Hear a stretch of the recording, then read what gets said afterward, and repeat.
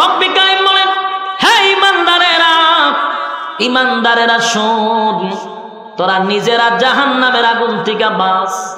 তাহলে আল্লাহ ইমানদারকে জাহান্নামের আগুন থেকে বাঁচার কথা বলে, কথা হয় না? মাদারীপুরের মায়েরা, এটা কি বরিশাল পড়ছে? ওমা আমি দেখবো মাদারীপুর, এটা বরিশালে পড়ছে। আমি কি বরিশাল ওয়াজ করতেছি? তাহলে বরিশাল, আচ্ছা বরিশাল পর্যন্ত এসে পড়ছি। তাহলে আবার শুনুন, রব্বি কারীম বলেন, ইয়া আইয়ুহাল্লাযীনা আমানু, এখানে ঈমানদারকে ডাকে। ইয়া আইয়ুহাল্লাযীনা আমানুত্তাকুল্লাহা হাক্কা তুকাতি, ঈমানদার কি বলে ভয় করার জন্য। ইয়া আইয়ুহাল্লাযীনা আমানু কু আনফুসাকুম ওয়া আহলিকুম নারা, ঈমানদারকে বলে জাহান্নামের আগুন থেকে বাঁচো, কথা হয় না?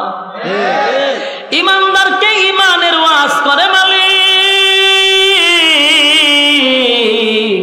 ঈমানদার কি তো বারবার ওয়াজ করে ঈমানের। ঈমানদার কি আল্লাহ বলে ভয় কর, ঈমানদার কি আল্লাহ বলে বান্দারে জাহান্নামের আগুন থেকে বাঁচ। তাহলে কি বুঝলেন যুবক ভাইরা, ঈমানদারকে আল্লাহ ঈমানের ওয়াজ করে গো। তার মানে আমরা যারা ঈমানদার দাবি করি, আমাদের মধ্যে মারাত্মক কোনো বেজাল আছে। বেজাল যদি না থাকতো তাহলে আল্লাহ তো জানে আমরা ঈমানদার, ঈমানদারের তো ওয়াজ করার দরকার নাই। আল্লাহ করতো সব কাফেররা রে, কিন্তু আল্লাহ ভাই ঈমানদার দাবি করস কিন্তু ভিতরে ঈমান নাই, কথা হয় না?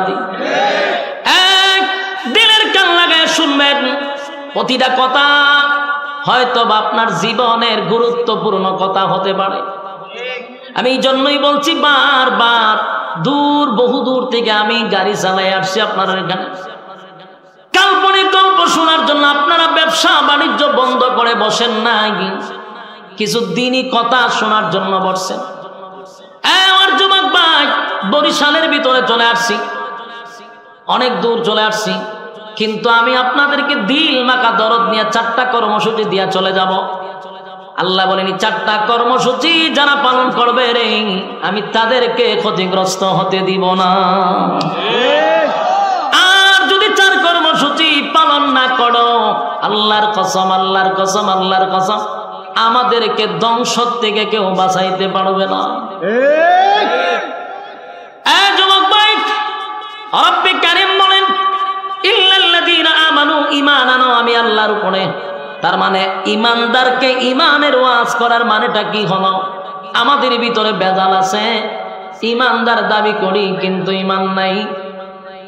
যদি ঈমান মাপার মেশিন থাকতো, থার্মোমিটার থাকতো, ঈমান মাপার যদি থার্মোমিটার থাকতো, তাহলে বাংলাদেশে অনেক মানুষ ধরা পড়তো যারা বেঈমান।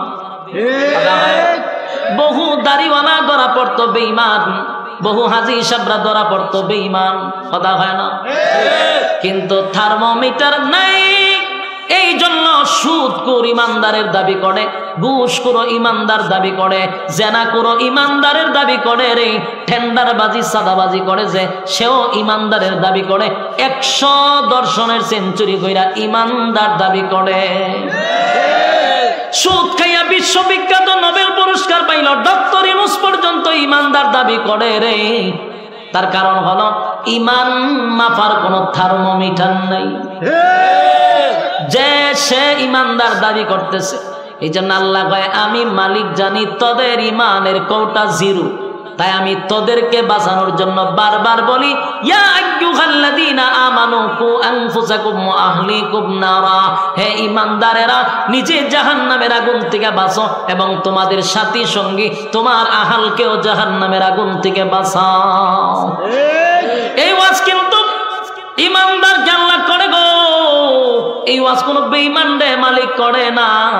কারণ আমাদের ঈমান এত দুর্বল, এত দুর্বল, এত দুর্বল, 5 টাকার একটা চার কাছে ঈমান বিক্রি হয়। লাঙ্গল মার্কা প্রার্থী গিয়া কয় ভোট কারে দিবি, হয় এখনো সিদ্ধান্ত হয় নাই। লাঙ্গল মার্কা একটা রং চা খাওয়ানোর পরে জিগায় ভোটটা কারে দিবি, আপনারই দিব। লাঙ্গল মার্কা চলে গেল, এবার আনারস মার্কা ঢুকছে, কয় ভোট কারে দিবি, কোনো সিদ্ধান্ত হইছে না।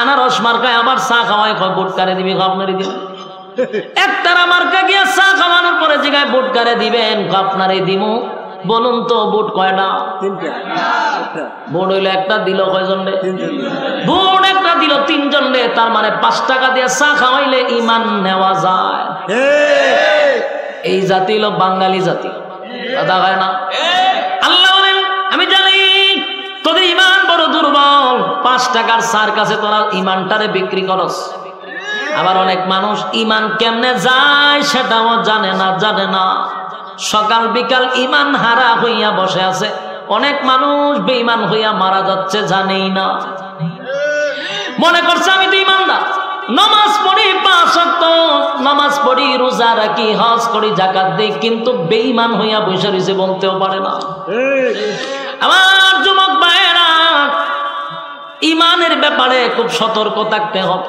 অনেক মানুষ ডাক্তারের কাছে গিয়া কয় স্যার যদি ওষুধ না খাইতাম বুকের ব্যথায় মারা যাইতাম ওষুধ না খাইলে সে মারা যাইত এই কথাটা কিন্তু আমরা সচরাচর বলি কিন্তু এই কথার দ্বারাও ঈমান চলে যাওয়ার সম্ভাবনা আছে না নাই আছে আবার অনেক মানুষ বলেন হুজুর আমার ছেলেটা যদি বিদেশ না থাকতো তাহলে না খাইয়া মরতাম আসেনি বলুন এই কথার দ্বারা ঈমান যাওয়ার সম্ভাবনা আসেনি এক ছোটখাটো বিষয় নিয়ে ঈমান চলে যায় জানি না কেমনে ঈমান যায় সেটাও জানি না আরো আছে আল্লাহ বলেন বান্দারে আসমান বানাইছি আমি আল্লাহ হুকুম দিয়া জমিনটাকেও বানাইছি হুকুম দিয়া সব সৃষ্টি করছি আমি আল্লাহ হুকুম দিছি হয়ে গেছে কিন্তু তরে বানাইছি গলার থেকে পায়ের তলা পর্যন্ত মেস্তুরি দিয়া আর মাথাটা বানাইছি আমি আল্লাহর কুদরতি হাত দিয়া এই মাথা এই কপাল শুধু আমি আল্লাহর কুদরতি পায়ে সেজদা দিবি আমি আল্লাহ ছাড়া কোথাও মাথা নত করতে পারবি না কার হুকুম আল্লাহ ছাড়া মাথা নত করা যাবে না আফসোসের ব্যাপার হলো আমরা বহু মানুষ আল্লাহ ছাড়াও মাজারে গিয়া সেজদা মারি দরগায় গিয়া সেজদা মারি পীরের পায়ে সেজদা মারি জড়ার পায়ে সেজদা মারি ল্যাংটার পায়ে সেজদা মারি আছে না নাই আপনাদের বরিশালে নাই কিন্তু আমার সিলেট চট্টগ্রামে পিএইচডি করা জায়গায় জায়গায় গিয়া সেজদা মারে আমার সিলেট এগুলা বেশি আমরা এলাকাতে যাইবেন ঘরে ঘরে মাজার যদি জিগায় এত মাজার কেমনে হয় স্বপ্নে দেখছিলাম স্বপ্নে মাজার হইয়া জায়গা বিশ্বাস করবেন ঘরে ঘরে মাজার ঘুম থেকে উঠটা মাজার বানাইছে কয় স্বপ্নে দেখছিলাম স্বপ্নে মাজার হয়ে গেছে আর রাস্তা দিয়া যাইবেন খালি দেখবেন মাজার আমার আফসোস লাগে মাজার হইছে ভালো কথা সব মাজার কি রাস্তার ফাঁস হইয়াছে সব ফিরকে রাস্তার ফাঁসে মরছে এটা কি ভিতরে মরতে পারছি না রাস্তার ফাঁসে মরলে তো বালা ড্যাগ একটা বয়াতে রাখে আমার আফসোস লাগে মাঝে মধ্যে আমি কইতে যাক বলি আল্লাহর ব্যাপারে আমার কোনো বক্তব্য নাই কিন্তু ফিররা যত ফির দিয়ে সবাই রাস্তার খানিত মরে ঘটনা কিতা ভিতরে মরায় রাস্তার কিনার তার মানে রাস্তার ফাঁস হইলে ব্যবসা জমজমাট হয় কথা ঠিক নেই হক্কানি পীরের বিরুদ্ধে নয় বাংলাদেশে ইসলাম আসছে ওলি আল্লাহর মাধ্যমের মধ্যে কোনো সন্দেহ নেই বাংলাদেশের ইসলাম আছে আমাদের সিলেট থেকে শাহজালাল থেকে কথা কয় না শাহজালাল ইসলামের দাওয়াত দিয়া মানুষকে কালেমা শিখাইছে কিন্তু শাহজালাল বাংলাদেশের ডাইলে চাইলে খিচুড়ি বানানোর জন্য আসে নাই আর ছিল ইসলামের দাওয়াত দেওয়ার জন্য দিন কায়েম করার জন্য ভণ্ডামি করার জন্য বাংলার জমিনে শাহজালাল শাহ পরান আসে নাই এই জন্য আমরা তাদেরকে ইজ্জত করি ওলি আল্লাহর মাধ্যমে বাংলাদেশে দিন প্রচার হয়েছে সঠিক পীর যারা তারা বলে যায় নাই কিন্তু তাদেরকে দিয়ে সমাজে এখন রমরমাট ব্যবসা চলে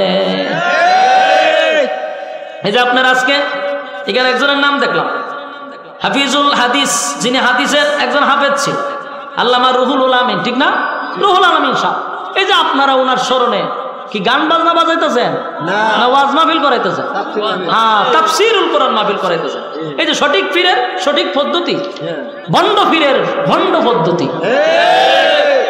উনি ওনার স্মরণে কিন্তু আমি অনেকটা মাহফিল করছি কিছুদিন আগেও করেছি এখানেও করতেছি অনেক জায়গাতে দিয়ে ওনার স্মরণে মাহফিল হয় মাহফিলগুলো হয় তাফসীরুল কোরআন মাহফিল তার মানে সঠিক পীরের সঠিক পদ্ধতি। বাস্তব না বাস্তব?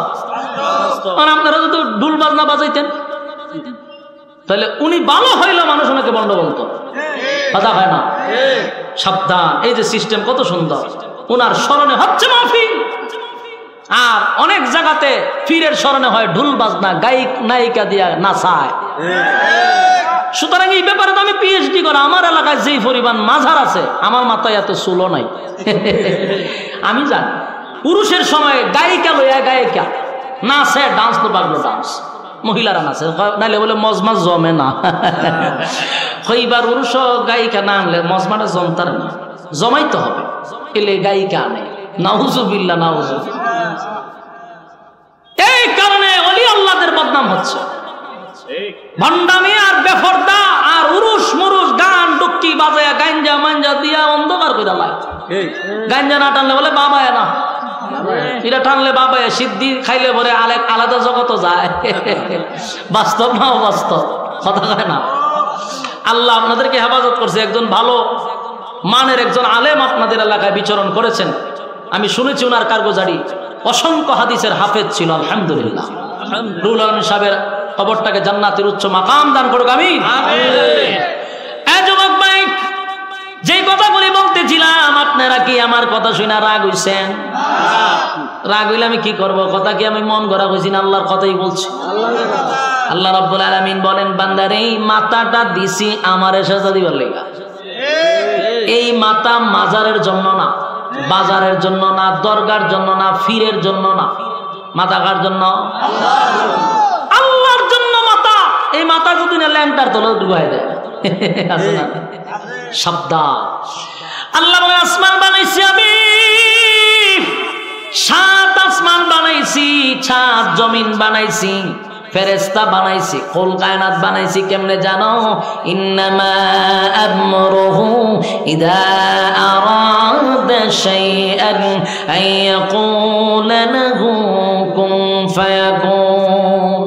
আল্লাহ রাব্বুল আলামিন বলেন, বান্দা শুন, আমি আল্লাহ বলছি হত হয়ে গেছে, কিন্তু মানুষরে হুকুম দিয়া বানাই নাই, মানুষ বানাইছি আমি আল্লাহর কুদরতি হাত দিয়া। একমাত্র মানুষ সাজদা করবে আমি আল্লাহকে, মানুষ গোলামি করবে আমি আল্লাহর। যুবক ভাইরা, আল্লাহ বলেন ঈমান আন আমি আল্লাহর উপরে, কিন্তু সেজদা যদি মানুষ মাজারে, ঈমান গেছে বাড়িতে, কথা হয় না? ঈমান থাকে না, কিন্তু আপনি নামাজও পড়তেছেন, তাহাজ্জুদও পড়তেছেন, কিন্তু ঈমান তো গিয়ে বই রয়েছে। আপনি বেঈমান হইয়া বসে রয়েছেন বলতে পারেন না। আবার অনেকের সন্তান হয় না তো চায় আল্লাহর কাছে, আবার বাবার কাছেও চায়। বাবার কাছে চাওয়ার মানে হলে আল্লাহ পারে না, কথা হয় না? উদ্দেশ্য কি তা? বাবার কাছে না, আল্লাহ পারতেছে না, নাউজুবিল্লাহ। সন্তান চাইবো কার কাছে? আল্লাহর কাছে চাওয়া ছাড়া ব্যতীত অন্য কারো কাছে চাইলে ঈমান শেষ। তা আমরার মধ্যে এত দুর্নীতি ঈমানের মধ্যে, আল্লাহ জানেনি? এই কারণে আল্লাহ আমদার ওয়াজ করে, এই ইমানদার ঈমান আন। বলুন কারে কয়? ইমানদার রে আল্লাহ কয় ঈমান আন। তার মানে আমার মধ্যে বেজাল আছে, আমার ঈমান টিকে না, কথা বল না? ঠিক, আমার ঈমান সকালে আছে বিকালে নাই, সকালে আছে বিকালে নাই। আল্লাহ জানে, এই জন্য আল্লাহ বারবার কয় ঈমানদাররা রে ঈমান আন। বেজাল আছে আমরা, কথা বল ঠিক নেই? ঈমান আনতে হবে। এক দিলের কান লাগায় শুনেন, ঈমান তো আনছি, কিন্তু ঈমান টিকায় রাখতে হবে, কথা হয় না? ঈমানের ঘরে যেন কোনো ফরমালিন না ঢুকে। ঈমান আনছি তো সাহাবায়ে কেরামদের মতো ঈমান আনতে হবে। আরেকটা কথাও জানায়া দেই, যার ঈমান যত মজবুত, ঈমান যত শক্তি, তত পরীক্ষা আপনার উপরে আসবে। আপনি যদি পাক্কা ঈমানদার হন, ঈমানের জজবা আপনার বেশি হয়, ঈমানের হালত উপরে চলে যায়, অপেক্ষা করবেন, আপনার উপরে পরীক্ষা আসবে। পরীক্ষায় যদি উত্তীর্ণ হতে পারেন, আল্লাহর কসম জান্নাতের উচ্চ মাকাম আল্লাহ দিবে। যুবক ভাইয়েরা, ঈমান সবচেয়ে বেশি গুরুত্বপূর্ণ দামি জিনিসটার নাম হলো ঈমান, কথা হয় না? আরো ভালো করে শুনেন, আপনার যদি সাগরের দরিয়া পর্যন্ত গুনাহ হয় রে, পাহাড়ের পরিমাণ যদি গুনাহ হয়, সাগরের ফেনা পরিমাণ যদি গুনাহ হয়, আল্লাহ বলেন অসংখ্য গুনাহ লইয়া যদি বান্দা আমার কাছে মাপ চায়, আর বান্দা যদি বুঝতে পারে যে আমি গুনাহ করছি, গুনাহ করতে করতে করতে করতে যদি পাহাড় পরিমাণ গুনাহ হয় গো, একটা পর্যায়ে যদি বান্দা বুঝতে পারে গুনাহ করে ফেলেছি, অন্যায় করে ফেলেছি, অপরাধ করে ফেলেছি, আল্লাহ এমন গুনাহ করছি মালিক আমার গুনার দিকে তাকাইলে মাফের কোনো আশা করা যায় না। আল্লাহ আমি তো গুনাহ করছি, তুমি আর ছাড়া কেউ জানে না। আমার সন্তান যদি আমার গুনার ব্যাপারে জানতো, বাবা বলে কোনোদিন ডাক দিত না, মা যদি জানতো মা সন্তান বলে ডাক দিত না, এলাকার মানুষ জানলে নেতা বলে আমার ডাক দিত না। এত বড় গুনাহ করছি, আল্লাহ তুমি জানো, তুমি মাফ করে দাও। বান্দা যদি গুনার উপরে লজ্জিত হই, গুনার উপরে লজ্জিত হইয়া জীবনের সব গুনার উপরে যদি লজ্জিত হয়ে যায়, আর যদি বলে মালিক বুঝতে পারি নাই, অন্যায় করে ফেলেছি, অপরাধ করে ফেলেছি, আল্লাহ নিজের মাথায় তো নিজে কুড়াল মারছি গো, আর কোনোদিন গুনাহ করব না, এই মর্মে তোমার কাছে আমি তওবা করলাম। বান্দা যদি গুনাহ করে আর মালিকের কাছে তওবা করে, নজুলে রহমতের সময়, যে সময় পশু পাখিরা ঘুমায় যায় গো, যেই সময় মানুষ তার স্ত্রী পুত্র লইয়া ঘুমায়, যেই সময় বনের পশু পাখিরা ঘুমায়া যায়, গভীর রজনীতে বান্দা যদি গুনার জন্য আল্লাহর কাছে ফরিয়াদ করে, আর বান্দা যদি চোখের পানি ছেড়ে দেয়, আল্লাহ বলে ফেরেশতারা রে আমার বান্দা কেন কান্দে? ফেরেশতারা কয় মালিক আপনার বান্দা জাহান্নামের ভয়ে কান্দে গো মালিক, জাহান্নামের ভয়ে কান্দে। আল্লাহ বলে আমার বান্দা কি জাহান্নাম কোনদিন দেখছে? না মালিক জাহান্নাম দেখে নাই। তাহলে কেন কান্দে? বলে জাহান্নামের ভয়ে কান্দে। আলেমদের জবানে জাহান্নামের বয়ান শুনছে গো, তাই জাহান্নামের ভয়ে কান্দে, জান্নাতের আশায় কান্দে। আল্লাহ বলেন জান্নাত কি দেখছে? না মালিক জান্নাত দেখে নাই, তারপরও কান্দে, বলে জান্নাতের আশায় কান্দে। আল্লাহ বলে আমার বান্দা নুজুলে রহমতের সময় আমার কুদরতের মধ্যে জোশ তুলে দিছে, আমি আর সহ্য করতে পারি না। ফেরেশতারা রাজি থাক, ফেরেশতারা সাক্ষী থাক, আমার বান্দার চোখের পানিটা নাকের ডগায় আসার আগে আগে আমি আমার বান্দার জিন্দেগির সব গুনাহ মাফ করে দিলাম।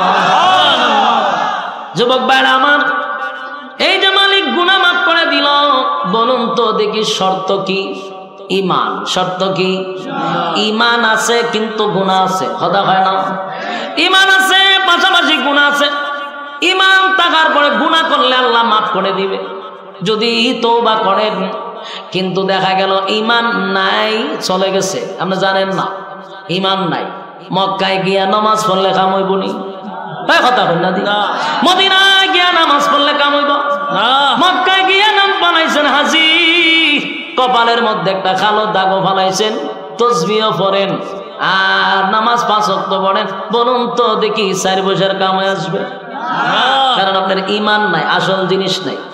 কিন্তু ঈমান আছে, গুনাহ করলে আল্লাহ মাফ করে দিবে, কিন্তু ঈমান নাই, নেক আমল করলে কোনো ফায়দা, কথা হয় না?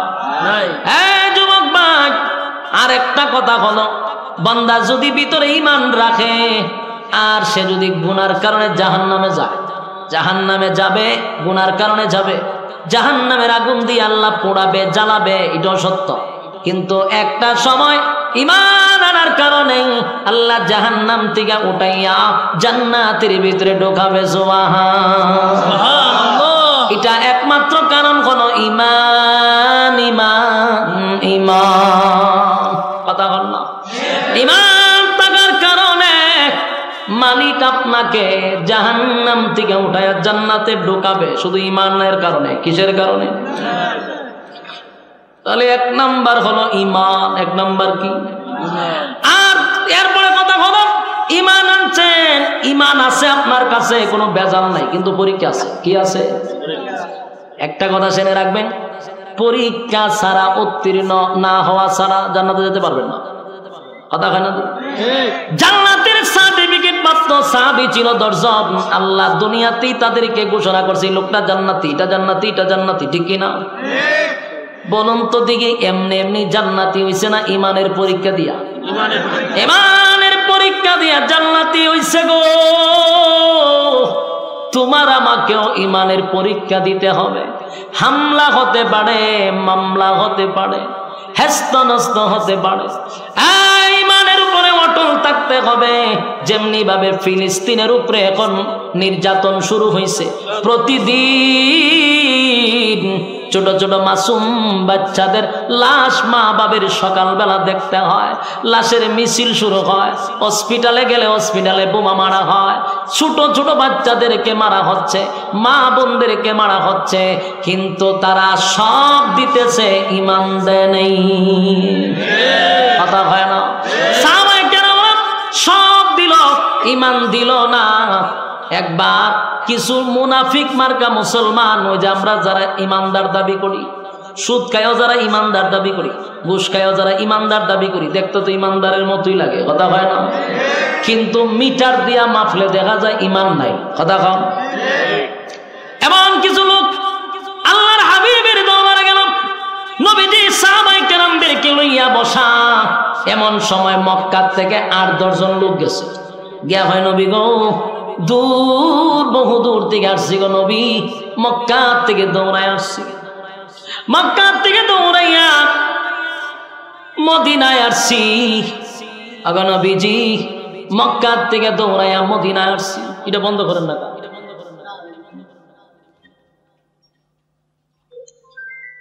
মক্কা থেকে দৌড়াইয়া মদিনায় আসছি। আমরা আপনার কাছে আসছি একটা বড় প্রয়োজনে। আগো নবীজি, আমরা বড় দরকারে আসছি। নবী কয়, কি দরকার আসছো? বলে, আমরা মক্কা থেকে আসছি, কিছু মানুষ আমরা কালেমা পড়ছি, কিন্তু আমাদেরকে দিন শিখানোর মতো কেউ নাই। আমাদের শিক্ষকের দরকার, মুআল্লিমের দরকার।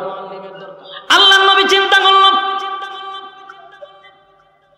এতগুলো লোক ঈমান আনলো, কিন্তু তাদের শিক্ষকের বড় প্রয়োজন। প্রয়োজনে শিক্ষক দিলাম। 8 জন সাহাবী পাঠাইল শিক্ষকতার জন্য। মদিনার দিকে রওনা দিল রে, মক্কার দিকে রওনা দিল মদিনার থেকে। মক্কার দ্বার প্রান্তে যখন চলে আসলো, হঠাৎ করে তাকায়া দেখে 100 জন লোক হবে চতুর্দিকে তাদেরকে ঘেরাও করে ফেলেছে, তরবারি লইয়া তাদের সামনে হাজির।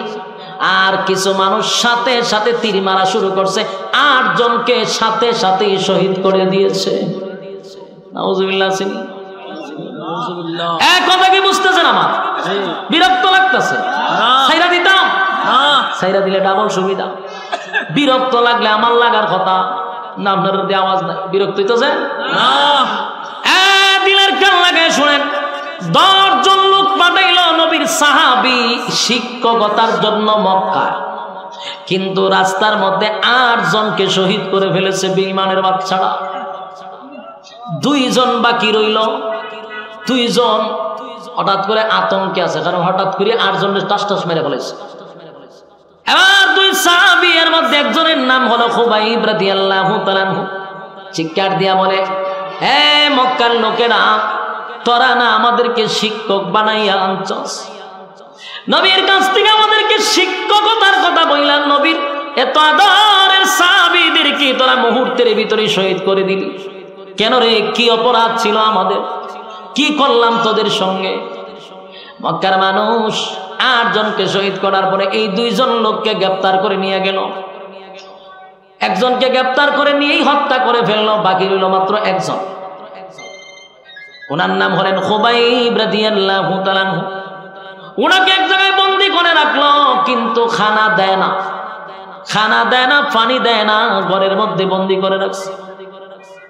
খুবাইব রাদিয়াল্লাহু তাআলা আনহু সেখানে জীবন যাপন করতেছে। এর মধ্যে যারা ওনাকে বন্দী করে রাখছে, ওনার একজন বোন লোগাইয়া খুবাইব রাদিয়াল্লাহু তাআলা আনহুকে প্রতিদিন দেখে। একদিন তাকায়া দেখে খুবাইব রাদিয়াল্লাহু তাআলা আনহু কি যেন একটা ফল খাইতেছে আঙ্গুরের মতো। সুবহানাল্লাহ। ওই মেয়ে বলতেছে আশ্চর্য হয়ে গেলাম গো, খুবাইব যে আঙ্গুর হাতে লইয়া খানা খাইতেছিল এমন আঙ্গুর আমি কোনোদিন মদিনায়ও দেখি নাই, মক্কায়ও দেখি নাই। যেদিন খুবাইবকে হত্যা করা হবে সেদিন খুবাইব রাদিয়াল্লাহু তাআলা আনহু ওই মহিলাটাকে ডাক দিয়া বলে, বোন আমাকে একটা খুর দেন, আমি আমার হাতের নখ পালাবো, চুল পালাবো, মরণের জন্য প্রস্তুত নিচ্ছে। মহিলাটা একটা খুর দিছে, দরজা খুললা খুরটা দিয়া দিছে, এই ফাঁকে দিয়ে শুধু একটা বাচ্চা ঢুকে গেছে এর ভিতরে। ওই মহিলার বাচ্চা ঢুকছে খুবাইবের রুমে, মহিলার আর খেয়াল নাই, চলে গেছে। কিছুক্ষণ পর আয়সা দেখে খুবাইবের কুলে ছোট বাচ্চা বসে খেলতেছে। এই মহিলার শরীর দিয়া ঘাম বাইরে গেছে, ভয়ে তরতর করে কাঁপতেছে, কারণ তো শত্রু। আমার বাচ্চা যে তার কুলে, হাতে কুর যদি গলাত লাগায় মাইরা দেয়, কারণ তাকে তো আমরা হত্যা করবো, আমার বাচ্চা তো তার কুলে। মেয়ে কাঁপতে কাঁপতে কথা বলতে পারতেছে। হঠাৎ করে খুবাইব লক্ষ্য করলো যে মহিলা তো কাঁপতেছে, ঘটনা জিগায় আপনি কি ভয় পেয়েছে? কথাই বলতে পারতেছে না ভয়ে, আমার বাচ্চারা। তখন খুবাইব রাদিয়াল্লাহু তাআলা বলেন, আমার কুলে আপনার বাচ্চা এই জন্য ভয় পাচ্ছে? হ্যাঁ ভয় পেতেছে। আমরা মুসলমান, বলুন কি আমরা ঈমানদার। খুবাইব রাদিয়াল্লাহু তাআলা বলেন, এ মহিলা ভালো করে দিলের কান লাগায়া শুনো, আমরা কিন্তু মুসলমান ঈমানদার, আমরা কারো দুর্বল জায়গায় আঘাত করি না। তোমার বাচ্চার গলার মধ্যে ছুরি লাগাইয়া আমি মুহূর্তে এখান থেকে পলাইতে পারি ওয়ান টাইম, কারণ আমাকে হত্যা করা হবে আমি জানি। এই বাচ্চাটার গলার মধ্যে ছুরি লাগাইয়া আমি যদি এই মুহূর্তে পলায়া যাই আমার গুনাহ হবে না, কারণ আমি তো কোনো দোষী না, আমার নির্দোষ তোমরা হত্যা করতে আনতেছো। কিন্তু আমি জানি মুসলমানরা কারো দুর্বল জায়গায় আঘাত করে না। তোমার বাচ্চা তোমার কাছে ফিরাইয়া দিলাম। ওই খুবাইব রাদিয়াল্লাহু তাআলা আনহুকে বেঈমানের বাচ্চারা বলল, খুবাইব তোমার আচরণে খুশি, তোমাকে আমরা ছেড়ে দিব, শর্ত হলো ঈমান ছেড়ে দাও। শর্ত কি? ঈমান ছেড়ে দাও, তোমারে ছেড়ে দিব। খুবাইব কয়, বেঈমানের বাচ্চারা শোন, আমি 100 বার 1000 বার শাহাদাত বরণ করতে চাই, আবার যদি আল্লাহ জীবিত করে আবার শাহাদাত বরণ করব, আবার যদি জীবিত করে আবার করব, কিন্তু ঈমান দিব না। সুবহানাল্লাহ। এ যুবক ভাই, ঈমানের এত দাম, ঈমানের এত দাম, ঈমানের এত দাম। খুবাইব রাদিয়াল্লাহু তাআলা ঈমান দিল না। বেঈমানের বাচ্চারা রাগান্বিত হইয়া খুবাইব রাদিয়াল্লাহু তাআলা আনহুকে একটা গাছের সঙ্গে বেঁধে দিল। সেখানে ওনার হাতে পেরাক মারতে লাগলো। পেরাক খাটের সাথে এইভাবে পেরাক মেরে দিছে, হাতের সঙ্গে পেরাক মারছে, পায়ের সঙ্গে পেরাক মারছে, লড়তে পারে না, পেরাক দিয়া ওনাকে আটকায়া দিল। আর কষ্ট দেওয়া শুরু করলো, তরবারির আগা দিয়া নবী সাহাবী খুবাইব রাদিয়াল্লাহু তাআলা আনহু শরীরে এইভাবে গাওয়াইতে লাগলো, এইভাবে গাওয়াইতে শুরু করলো। উনি চিৎকার দিয়া বলেন, বেঈমানের বাচ্চাগুলি বল আমি কি অপরাধ করছিলাম? নবীর কাছ থেকে আমারে উস্তাদ লাগবে বইলা, এলেম শিখানোর কথা বইলা, প্রতারণা কইরা আমাদের কাইনা 10 জনকে হত্যা করলি, কি অপরাধ ছিল বল? এরা বলে, তোমরা বদরের যুদ্ধে আমাদের বাপ চাচারে মারছ, এই জন্য প্রতিশোধ নিতে আনছি। নাউজুবিল্লাহ। খুবাইব রাদিয়াল্লাহু তাআলা আনহুকে কঠিন থেকে কঠিন শাস্তি দিতে দিতে তারপরে দুনিয়া থেকে বিদায় করছে, শাহাদাত বরণ করছে। বলুন তো দেখি উনি কি ঈমান দিছে? না, ঈমান দেয় নাই, ঈমান দেয় নাই, ঈমান দেয় নাই। ঈমান এত দামি, এত দামি। এই জন্য আমি বলবো, যাদের ঈমান আছে আপনাদের উপরে পরীক্ষা আসতে পারে গো, ঈমান টিকায় থাকার জন্য পরীক্ষায় উত্তীর্ণ হতে হবে, ঠিক কিনা? আল্লাহ বলে, বাংলা শুন, 1 নাম্বার হলো ঈমান। ইল্লাল্লাযীনা আমানু, ঈমান আনো আমি আল্লাহর উপরে। 1 এক নাম্বার। 2 নাম্বার হলো ওয়া আমিলুস সালিহাত, 2 নাম্বার হলো নেক আমল, নেক আমল, নেক আমল। বলুন তো দেখি নেক আমলের দরকার আছে না নাই? 2 নাম্বার হলো নেক আমল, ওয়া আমিলুস সালিহাত। বান্দা তোর নেক আমল করতে হবে। যদি কর্মসূচি পালন করস 1 নাম্বার ঈমান, 2 নাম্বার হলো নেক আমল। বান্দার নেক আমল করতে হবে। নেক আমল যদি করেন তাহলে কর্মসূচি কয় নাম্বার?